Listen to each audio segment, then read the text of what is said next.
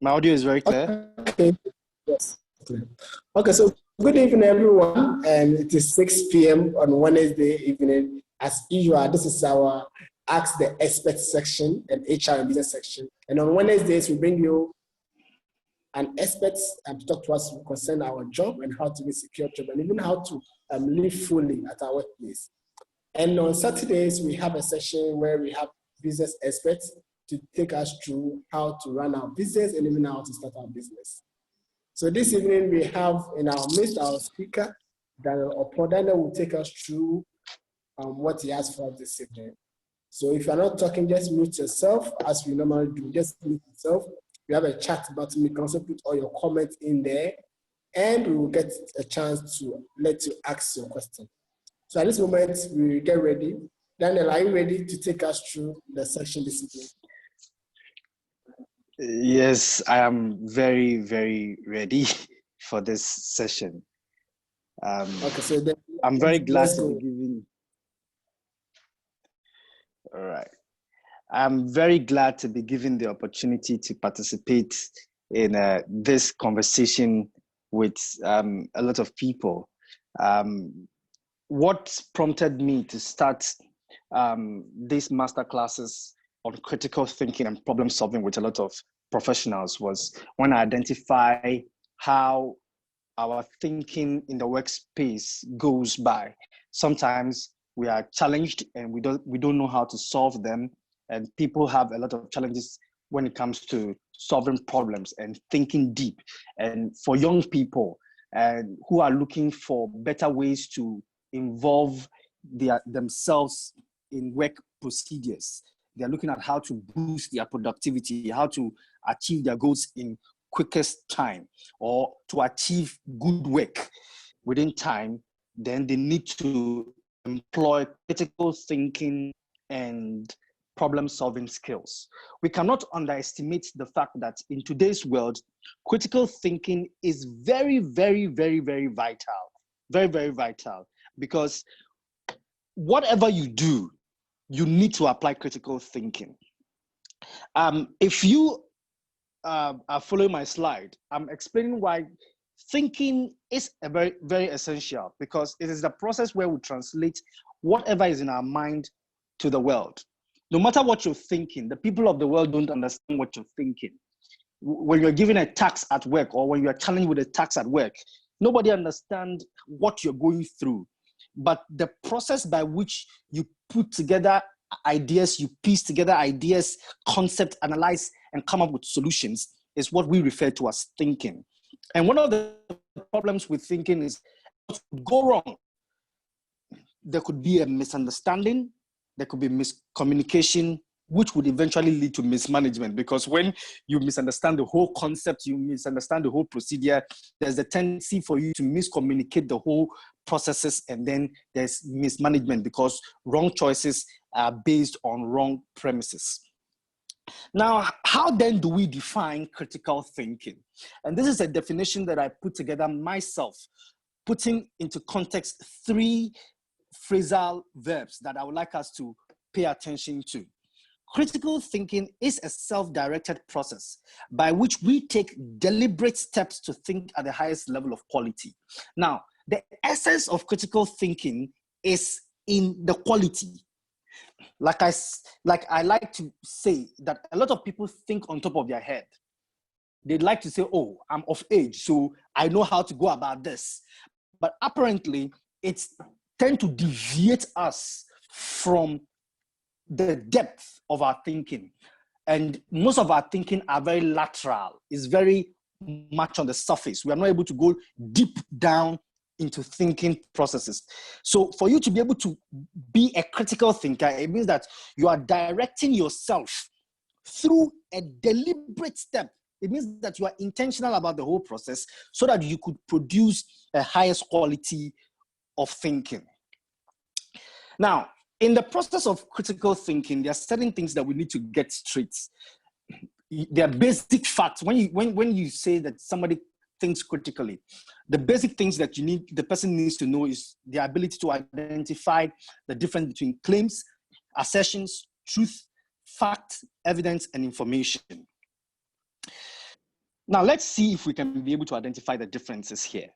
When we talk about claims and assertions, somebody claims that he is the richest man, or somebody claims that he's a man of God. Claims are supposedly true. They could be true, they could be false. And claims are not true, because until it has been proven, it has been taken through a truth test. A truth test. I would like you to pen this phrase down, this phrasal verb, truth test, because it is the procedure by which you put every claim and assertion to test. Somebody claims he's a man of God. For those of you who read the Bible, there are indications in the Bible that tells us who a man of God is. Somebody claims to be a certain person, or you come across a certain idea, you are working on a project, you're reading a certain document, and then someone makes a statement, or the author of the material you're reading makes a certain comment. And as you're reading, you underline it because you think it's a claim. And the only way you can prove it is to subject it to a truth test. So note, not all claims and assertions are true. So when they say something is true, it means that it is consistent and it is not subjective. So when you're thinking on top of your head, that is not truth. Truth is consistent. Truth is truth in Ghana. Truth is truth in Azerbaijan. Truth is truth in South Korea. Anywhere you go, truth. The sky is blue in London. The sky is blue in Accra. The sky is blue in Azerbaijan. It's a truth. Truth is not subjective. Fact is not arguable. That's one of the things about fact. When they say something is a fact, it is not arguable. It is verifiable and it defies reasoning. The essence why it defies reasoning is because it has been subjected to a test. And so you would think on top of your head that, oh, it can't be true. But a certain experiment has gone on and it has been proven that it is true or it is a fact. Remember, for it to be true, it has to be consistent over a period of time. And after it's been consistent over a period of time, it means that you can't argue it. You can't say, oh, maybe it is like this. And you can verify it. The sky is blue. If you go to Azerbaijan, just look up into the sky. It's blue. You go to London, you look up in the sky, it's blue. Similarly, when you're reading your documents, when you're going through your work procedures, when you come across certain things that show that what you're dealing with is a fact, is that it is not arguable, it is verifiable, and it defies reasoning. Basically, it's not arguable. Evidence. Evidence is the information which is relevant to providing a disputed fact or claim. So somebody makes a claim or an assertion. There must be something from what the person is saying that you can use to dispute whether it is arguable or verifiable, or to support the claim and say, oh, actually, it is true, it is consistent. So whatever you use to prove your claims and your assertions is what we refer to as evidence. And whatever you use as your evidence is your information, which is your relevant data. So you're working with a data set, you're working with your customers' data list. All of this information will tell you how something is a truth or something is a fact. Why do we need to understand all these differences? Because for you to be critical, the first thing the things you need to do is to answer questions like what, when, how, why. These are basic questions that begins your mind probing. When you begin to probe, when you begin to question things, what, when, how, why. And how can you know what, when, how, and why if you don't understand the differences between what is not, what is a fact, what is arguable, what is verifiable, what is a data set? Now, for us to be able to think critically, we need 6 procedures. They are both procedures and they are skills. They are procedures in the sense that these are steps or guides to think critically. However, there are also skills, because there are things you need to be able to think critically. And I'll quickly run them by you. Knowledge. Knowledge is getting to know or relate and identify with the situation.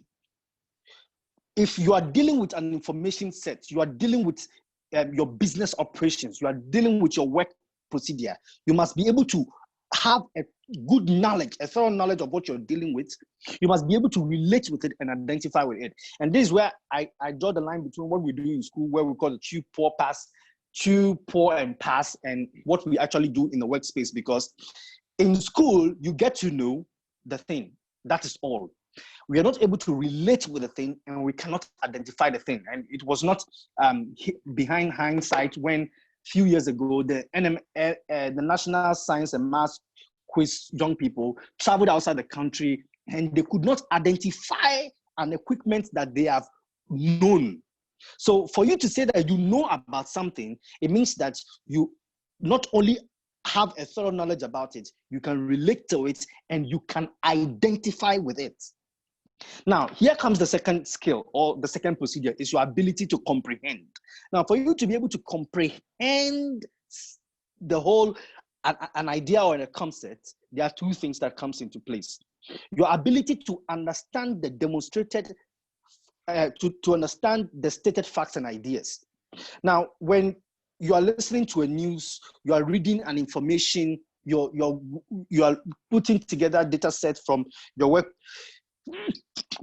procedure, you realize that there are certain things that are well stated. You collect a data set and you are able to tell that, oh, actually I have 20 females buying shoes, 10 males buying shoes. So it tells you that more females buy shoes than men. These are the stated facts and ideas. You are dealing with an information set. You are dealing with an idea, a concept. The things that are being stated is what you understand. But there's another level of comprehension, which is to infer. To infer means that you are demonstrating an understanding of an unstated fact or ideas. It means that based on the information, you are making an inferment on what you have. It is not a conjecture. You are not trying to do a guesswork. This shows that you understand. So, for example, our basic mathematics that we do in school, there's a word problem. The lecturer gives you stated facts, stated data set to work with, but there are certain ones that he has not given to you, which you are supposed to deduce from the ones that has been stated. That tells you that you know how to infer. And in being able to think critically, you must improve on your ability to infer the stated facts and the unstated facts. It's very, very important. So many times when I'm engaging with people, I try to see how they are able to engage with what is being said and what is not being said. Data, for example, is one area that tells us a whole lot when it comes to stated fact and unstated fact. Data can tell you a whole lot about unstated facts. Analysis. Analysis is where the work is, where you are actually breaking down the whole data set, the whole idea into certain information. Remember that information is what is used as your evidence to prove that your claim and your assertions are true or facts.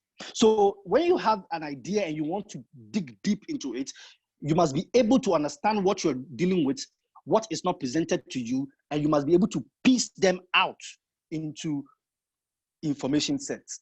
Now here comes synthesize. Synthesizing is one skill that it's very difficult, and we need to learn to improve it.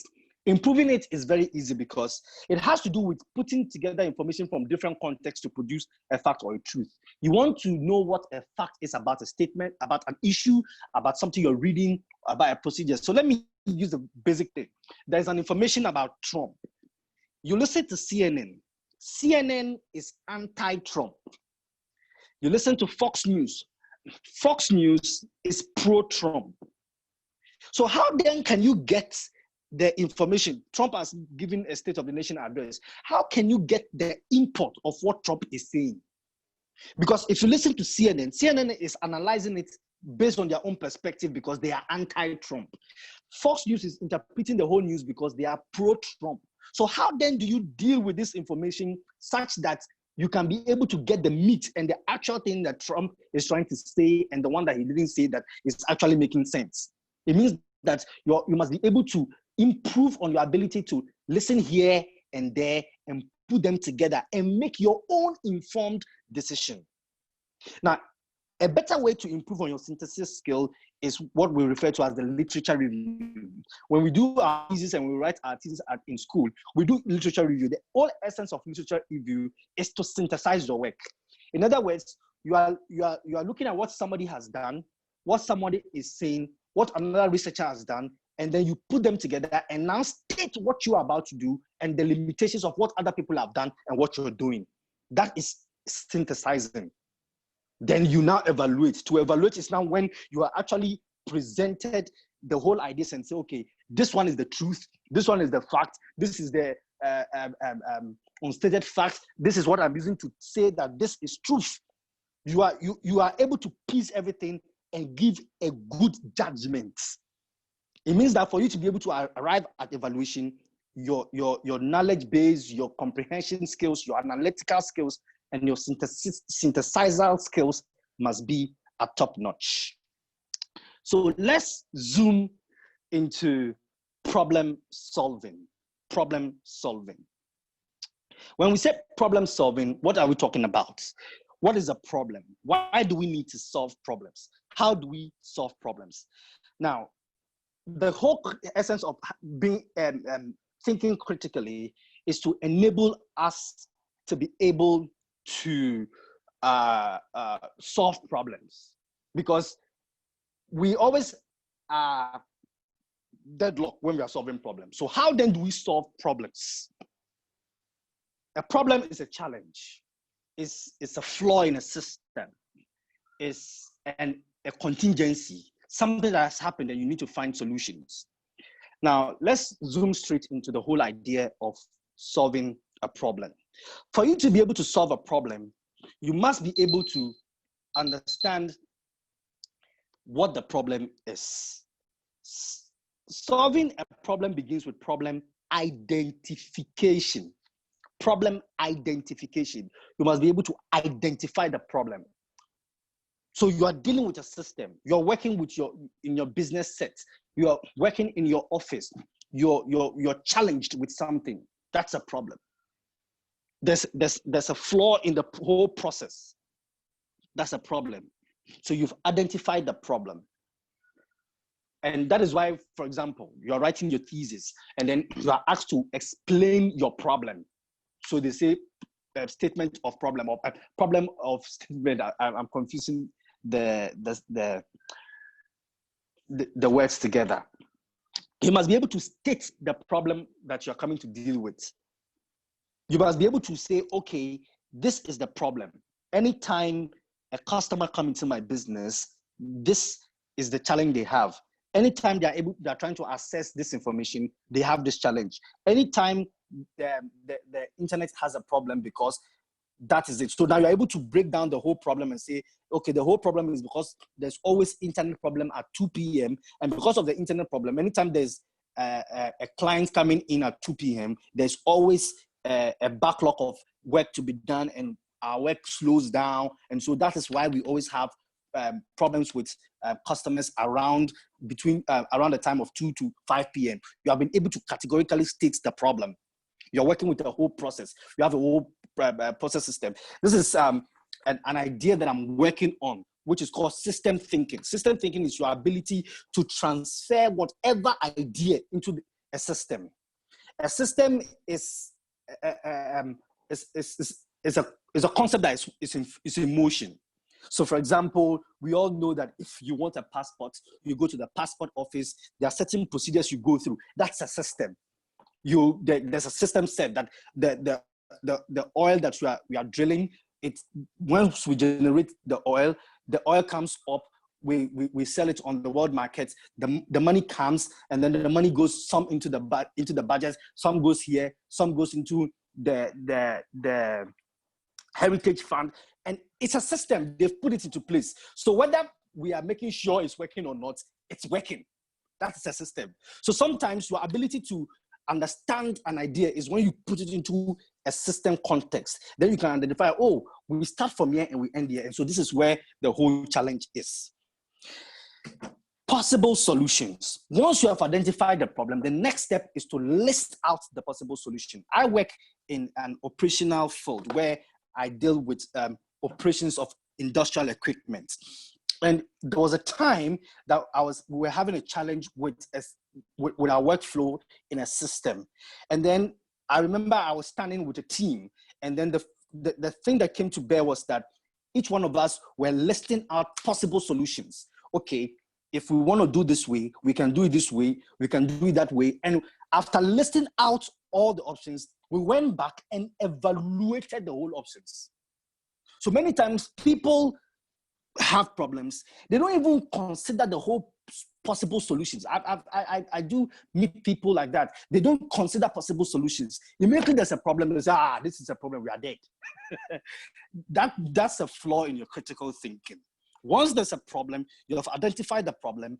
Once you know the type of problem it is, you should be able to list out the possible solutions for that. Is it a contingency problem? Is it an emergency problem? Is it a long-term problem? Is it a short-term problem? Is it something that you can do without even solving the problem? You must identify what type of problem it is to enable you develop possible solutions, and then you evaluate the options, the all solutions. Okay, solution A, if we take solution A, it will take us 3 days to face. Meanwhile, we need the whole system to be back in place in 1 day. You are analyzing the whole options. You are evaluating the safest, the economical, the feasible. You are looking at all of these ways.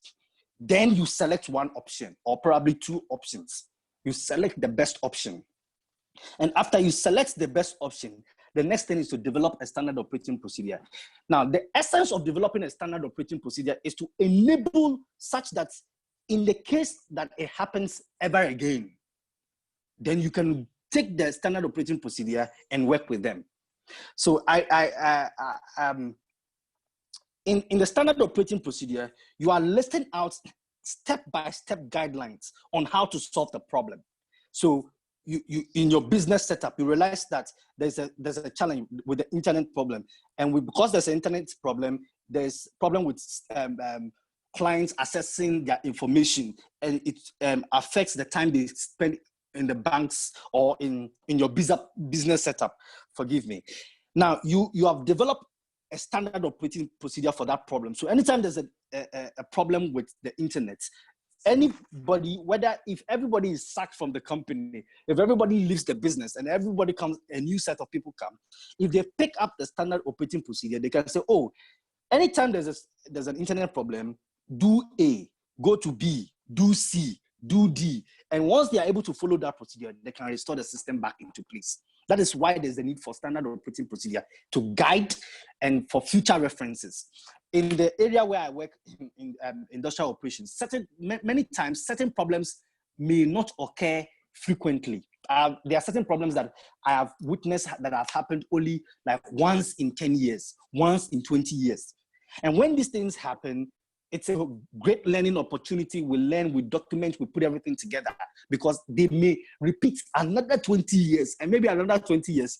You may be in a different setup, you may be in a different place, and the new team who is there will be able to use the guidelines. There are many times that in my work procedure, we have to refer back to what has been done before.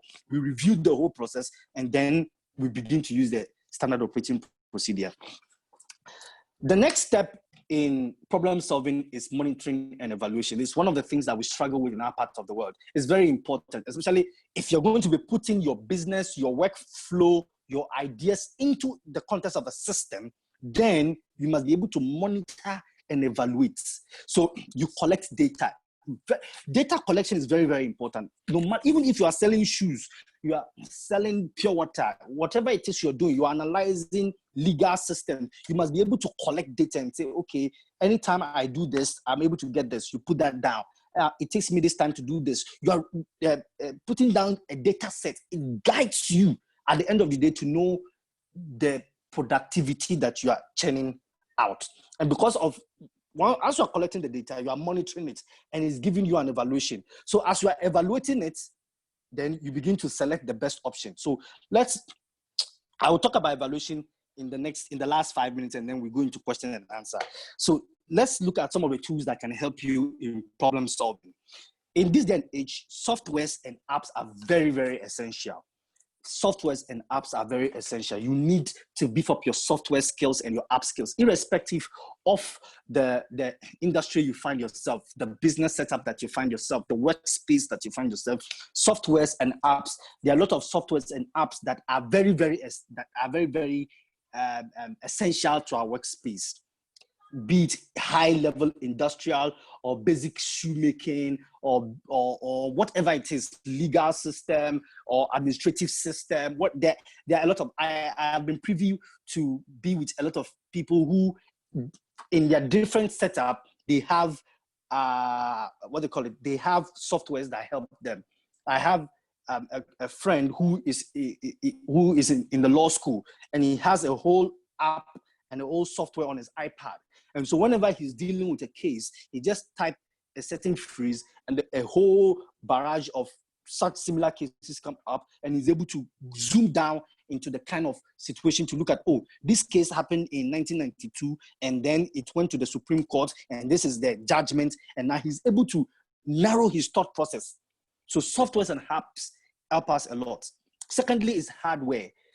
Depending on the type of industry that you find yourself in, having a specialized machine or automated system that can continue your work for you can help. A typical example is Celuart. Celuart, you can Google him.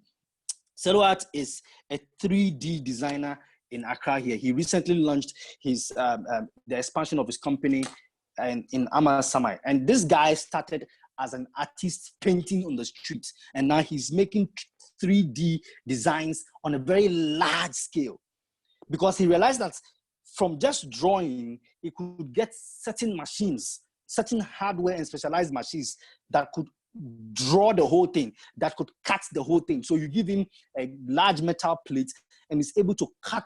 I mean, if you've seen some gates, which there's a certain kind of designs. Now, before these machines, people would use their pen and paper to draw them. But now systems have improved, and he decided to employ some of these hardwares and automated systems into his workspace that can be able to cut and design a lot of things. So hardwares and automated systems, depending on the kind of work you're doing, can really, really help a lot. The third thing is people. You cannot do away with specialized individuals, people who have certain skills. There are people who are very good with data sets. There are people who are very good with analyzing certain kind of information. You are dealing with energy conservation. You may not have the skill in energy conservation. You realize that you are wasting so much energy in your business. You consume a lot of energy. The amount of ECG bills that comes, the amount of fuel you spend on your business, it's really increasing the cost of operation. But you can get an expert who is an energy expert who can come into your business and analyze how you are spending your energy. Maybe probably you close work, you leave certain equipment on, or the certain amount of energy that you used that could be reduced. So these specialized people bring on board their expert skills. You can't do away with them in problem solving, because you may be stuck with ideas, and this expert knows what he's doing, so he can be better off solving that problem for you. Research and development is very essential, that as an individual, irrespective of whatever work you are doing, you invest in researching and developing the whole idea, the problem, and see if there's a better solution. Models and algorithm. Models and algorithm is where you are converting every idea into a system. That's what I spoke about, systems thinking, when you are converting every idea into a model. And there are individuals, I mean, Ghana has really, really gone advanced. We are very advanced. There are a lot of individuals, at least in the last 3 years, I've met individuals who are highly skilled when it comes to models and algorithms. And they are here in Ghana here. So you can't take away the whole concept of models and algorithms and so, oh, in Ghana here, we don't have some of these things. No, there are individuals who can sit down, and irrespective of the system you are dealing with, they can create an automated system for you. They can design the whole idea. And it's a next masterclass I'm working on, to how to convert your ideas, your problems into a system. And it's very, very important, because once you're able to put it into a system context, you know the beginning, you know the end. You know, I start here, then I move here, then from here I do this, then from here I do that. It's a system. And the basic way to go into models and algorithms is to understand your flow charts. Your flow chart will tell you that, okay, if this, then go this. If not, come here. Then, so you are able to put all of that ideas into perspective. Let me use the last few minutes to talk about evaluation. Then we go into question and answers. Like I spoke about when I was talking about problem identification, and then you go into monitoring and evaluation. So how then do you evaluate? To evaluate a work, you need to identify a flaw in a work procedure. So you have a system in place, you have a work procedure that you're going through. There's a step by which you do certain things, and you realize that no, there's a flaw in that process. You need to criticize the thought process or the work procedure. And how do you do that? You analyze.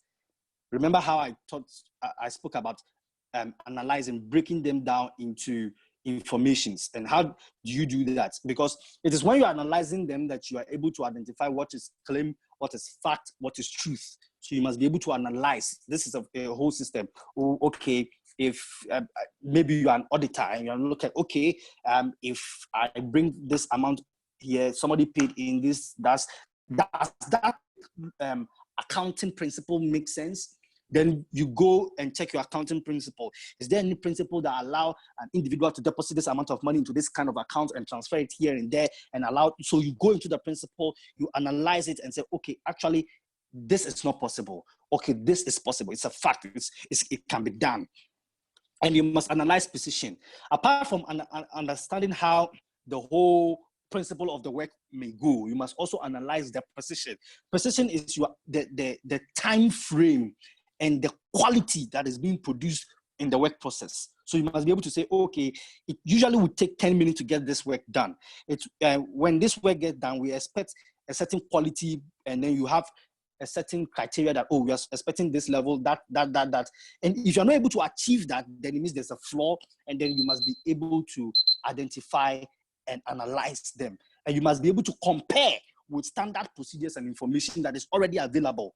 Then you make a conclusion and say, okay, this is what needs to be changed. This is what needs to be improved. And then you review the standard procedure. Remember, we spoke about developing a standard operating procedure. So you've developed it, they are using it. Now you are now coming back to evaluate it. And in evaluating, you've realized that, okay, this is the problem with it. Now we need to evaluate the standard procedure. So in the next 1 minute, I will take you through what I have spoken through.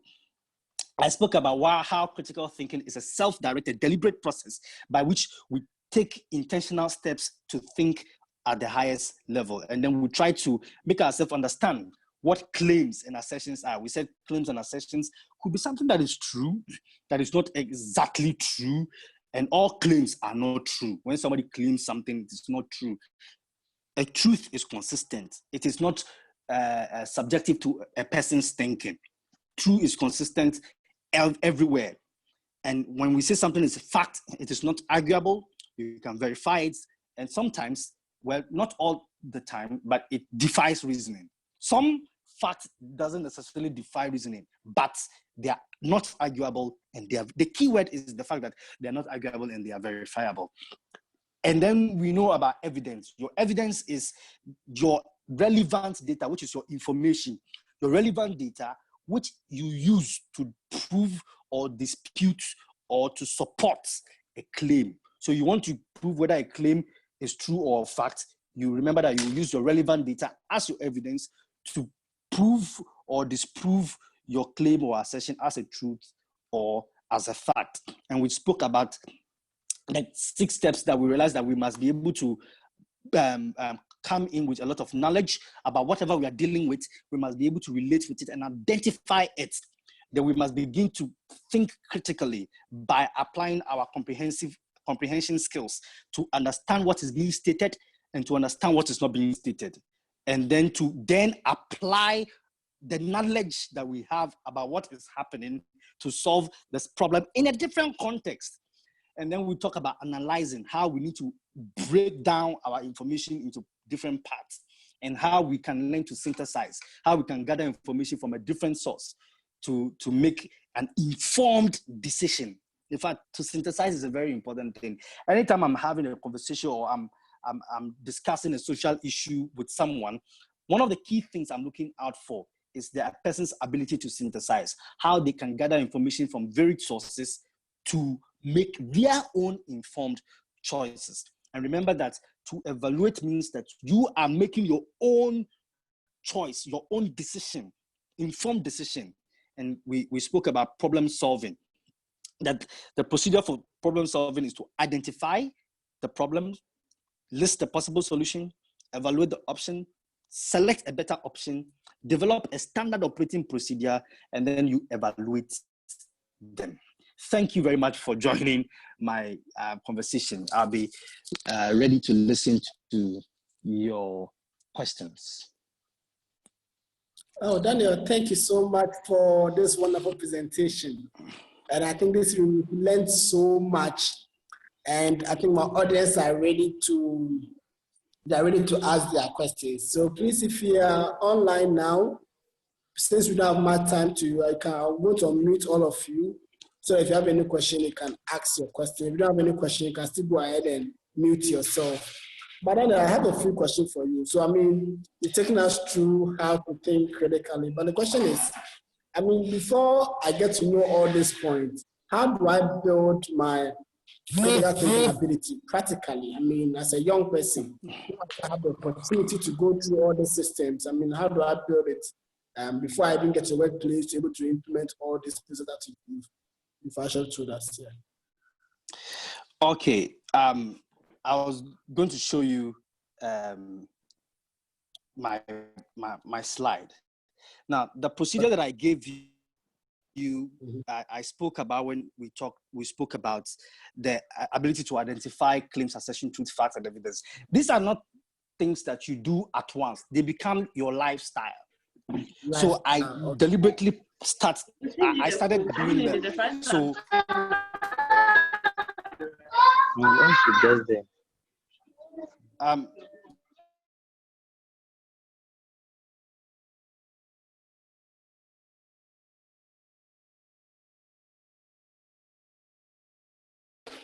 Daniel, you have to unmute yourself. Daniel, unmute yourself, yes.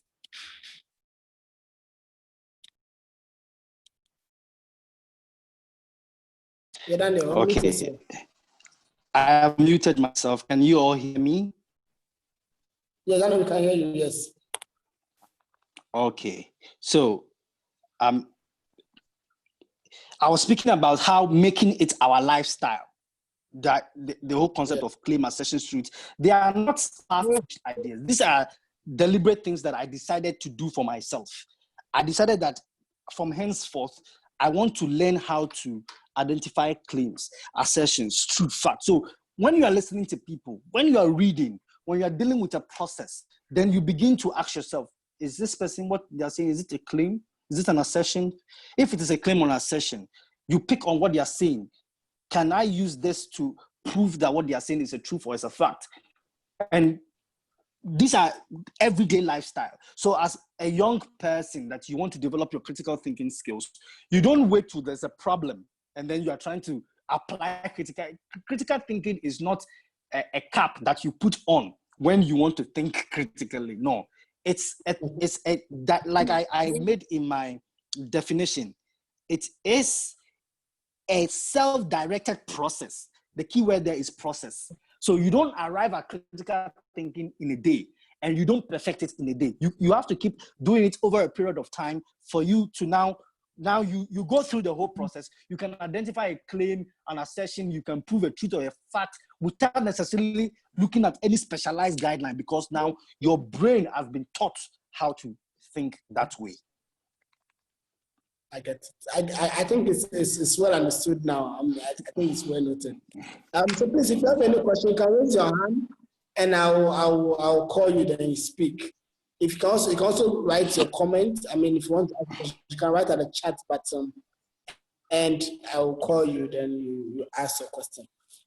And then so you went on to tell us about the problem solving skills. I think I love that aspect in terms of, I mean, when we face a problem, how we should even solve it. So in practical example, as maybe for me, that I went to, I put myself at a workplace, and I'm not the senior. I'm more like a junior staff. How do I encourage, I mean, my team, my colleagues, or my senior supervisors to go through that processes in identifying problems or finding solutions to it? Because one thing you mentioned, which I think most of us we don't do, is documenting our solution. So we solve it today, we don't document it, and tomorrow we fail it, and I mean we try to figure out how we did it the last time. And I think I understand it because of, I mean, when it comes to programming, any code that you write, you need to document it to be able to help you. That's how I wrote the code. So if you are not there and anyone take over the documentation, then you see that this is how you're able to arrive at the destination. So I mean, tell us, I mean, practical, how do you now? You would always find yourself working on teams, and when you are working on teams, you must allow your critical thinking skills to come to bear. Now, problem solving, like I said, is critical thinking is a subset of problem solving. You cannot solve problems if you don't think critically. So when you're working on a team, you must bring to bear your critical thinking skills. Then they'll be able to identify that this individual is that individual who knows how to break problems down. He knows how to identify the problem. He knows how to evaluate them. Gradually, they will start adapting. Change is not something that is easy, especially if you are a junior guy and you're trying to, you don't poach ideas. And I remember I stated something, a procedure when it comes to evaluating. I said that when you want to evaluate, first of all, you identify a flaw in a work process and you criticize the work using a careful strategy. You realize that, okay, this operation is wrong. Then you sit down, analyze it yourself. This procedure, like I explained, for example, you're an auditor, and then somebody deposits certain money or does something that you feel like it's a wrong procedure. There's a wrong process in the procurement. You sit down, you analyze it. Ordinarily, per the procurement laws or procurement principles that is stated in your organization, should you go by this the right way? Is this the right way to go by then? Then you sit down and state, referring to principles and facts to buttress your point that these are not the standard claims that we are supposed to be following through. I'll give you a typical example. There was a time in a particular industry, they had a certain part of their plants, a certain set of equipment that was used to boost their operations. That equipment was left down for about 6 or 7 years. It was not working. But once in a while, they observe them to ensure that they don't get spoiled. Then after about 6 or 7 years, now they want to bring that part of the plant into stream. They want to start using those equipments. Then the safety engineer comes on board and says, no, I have a problem with this equipment. He employs the mechanical engineer. He employs the electrical engineer to do a thorough test on these equipments. Then they brought out a procedure. The electrical guy says, okay, the electrical motors, this is their lifespan, this is their exhausted energy, this is their material stuff. And he put all of these facts together, and then per his own expert knowledge as a safety person, he wrote a 10-page document to his superiors and stated that this set of equipment cannot be used because challenge that has been stated in this document. If you go ahead and use or bring this equipment into stream, there's the cost of causing explosion or causing this. And he took his time to calculate the impact of having those equipment brought into the stream. So that means that has been able to use information evidences to prove his facts that bringing those equipment into stream would cause a lot of havoc. So sometimes you need to go through the whole processes, unless you are in a place where there's office politics, where you need to be guided by wisdom how you go about the whole procedure. But if it's a free place where you are allowed to express yourself, you need to, don't take the expression for granted. Go through the right procedure. Don't just write with the intention that, oh, you want to. A lot of people write or put together documents just to prove that, oh, they know. That's not the key thing. There must be relevant facts or data set to prove that whatever you are suggesting makes sense. I think thank you so much for this contribution. I mean, so anyone with question can ask. Do you have any question? I mean, those on the page. Do you have any question? So we have, yes. Boris, do you have any question? Kingsford, do you have any question? Please ask a question now before we wrap up. Hello. Yeah, hello, Kingsford. Good evening, everyone. This is Boris. All right, Boris. Yes, thank you so much for the exposure. I would like to know if you have any booklet, anything, any point that will help us learn or practice critical thinking. Because sometimes me in particular. Yeah. At the end of the presentation, I'm sure if you registered to the conversation, to this Zoom with your email, I'll have access to your emails and I'll send you relevant documents. I have relevant documents at the moment, materials, and then I also have some psychometric critical thinking tests that you can take.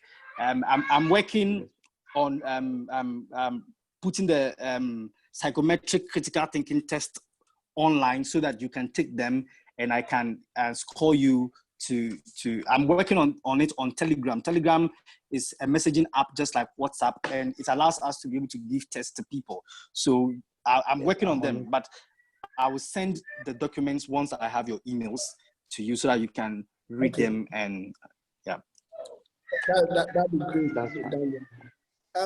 Patrick, is it Patrick? Thank you so much. Thank you so much. Yes, please, Patrick, yes, you can ask your question now. Yes. Hi, good evening. Good evening. Good Your name evening. again? How do you pronounce your name? Patriam. Patriam, okay. Yes. I'm sorry, my network was quite bad, so I missed a bit of the presentation. And but you just said you'd have the materials given. I wanted to know if the recording would be part, please. Exactly. The recording, we are recording it, so we'll share it on the page. Are you on the page? No. So let me share the link with you right now. So we can just join our page, okay? Okay, I'll appreciate that. Thank you. So then your final words, I mean, we are getting ready. As I said, data in Ghana is very expensive, so we don't want to waste my time.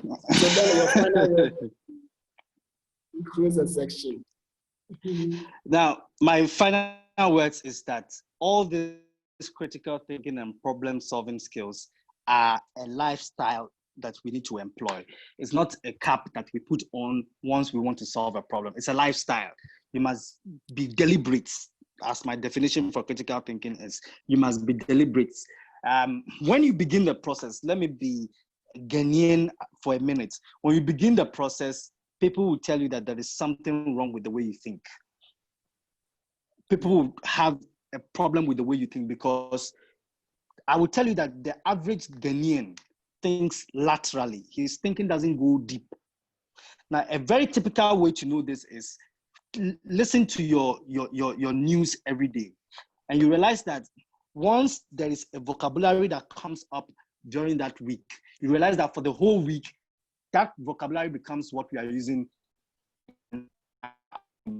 So during the lockdown, the president was trying to refer to the metropolitan area of Kumasi, and he referred to it as Greater Kumasi.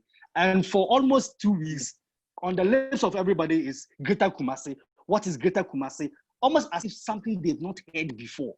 That tells you the lateral level of our thinking. If we are deep thinkers, at that moment, we would not, you grasp the concept that, oh, for Kumasi to move from just a Kumasi metropolitan area to a Greater Kumasi, it tells you that the princess, the area which is located as Kumasi, has extended its boundaries into a bigger area. Now it is referred to as Greater Kumasi. So this tells you that this is an individual who is able to get the information down. And that's the essence. Let's stop being horizontal in our thinking. It's a lot of work because you don't have to see things the way people see it.